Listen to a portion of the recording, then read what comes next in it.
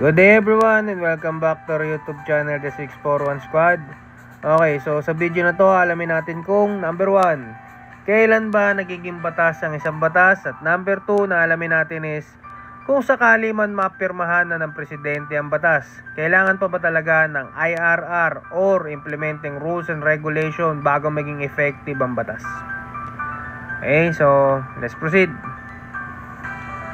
Base rito sa CNN Philippines, last February 2, the House of Representatives has approved on final reading a bill lowering the height requirement for those who want to join the PNP, BFP, BJMP, and Bucor.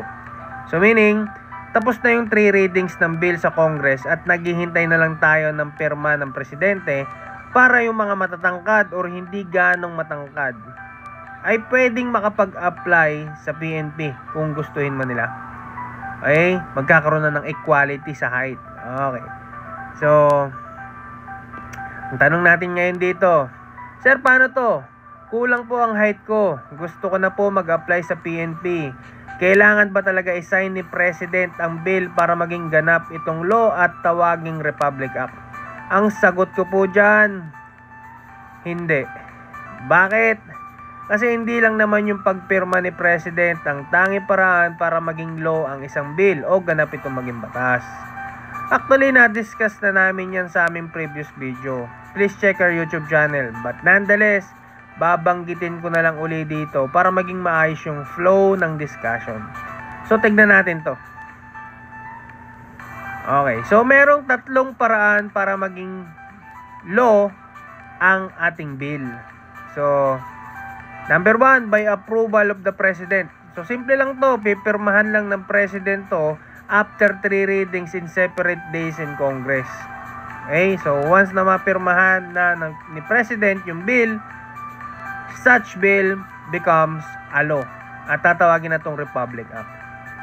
Pero paano kung gusto ni President pirmahan yung bill, pero meron lang siyang gustong i-veto or may mga objection siya dun sa provisions ng batas? Ang tanong, magiging batas pa ba ang isang bill? Ang sagot natin is yes, by means of legislative override. Yan yung pangalawa. So, by means of 2/3 votes of all the members of the House, the bill becomes a law. Okay? So, kasi di ba may objection yung President, pero sabi ng Congress natin, hindi pwedeng mag-object si President. So, magbobotohan sila pag nagkaroon na ng 2/3 votes of them, no, magiging batas na ito. Ang tawag natin doon, legislative override. Okay. Paano kung in-snub ni President yung bill? Halimbawa, nasa mesa niya lang for signature, pero di niya to pinansin. Or baka sobrang busy niya, kaya hindi napirmahan. Magiging batas pa ba ang isang bill? Ang sagot, yes, by means of presidential inaction. At mangyayari to paglipas ng 30 days after the date of receipt by the President. Tapos, hindi niya pinirmahan ng bill, such bill will becomes a law as if it was signed by the President.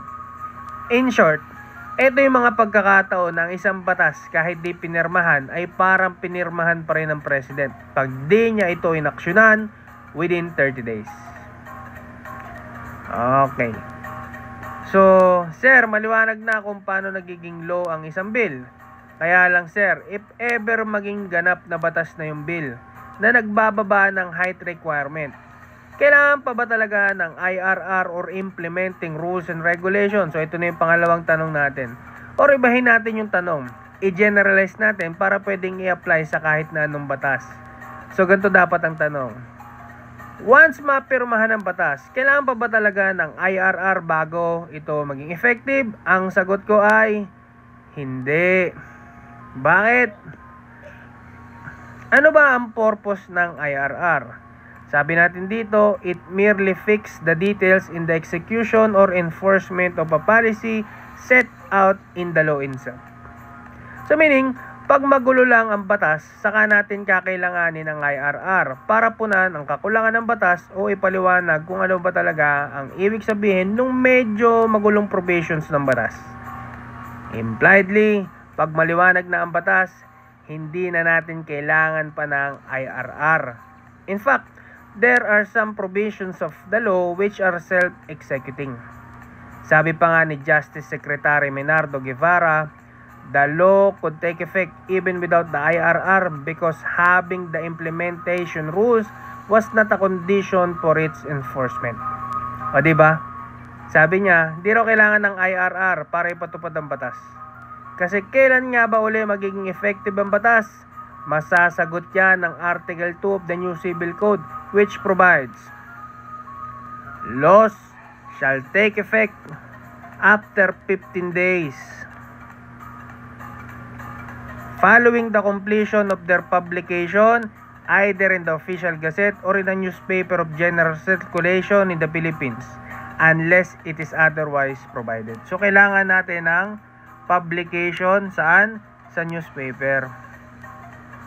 Yan. So, after 15 days ng publication sa newspaper, magiging effective na yung batas. Alright.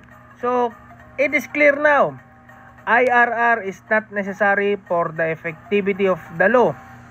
Kasi, as a general rule, kahit walang IRR, basta ma-publish, magiging epektibo na ang batas. Okay. Oops. Bago ang lahat, for additional info, bakit ba natin kailangan pang i-publish sa dyaryo yung batas? Bakit nga ba? Okay?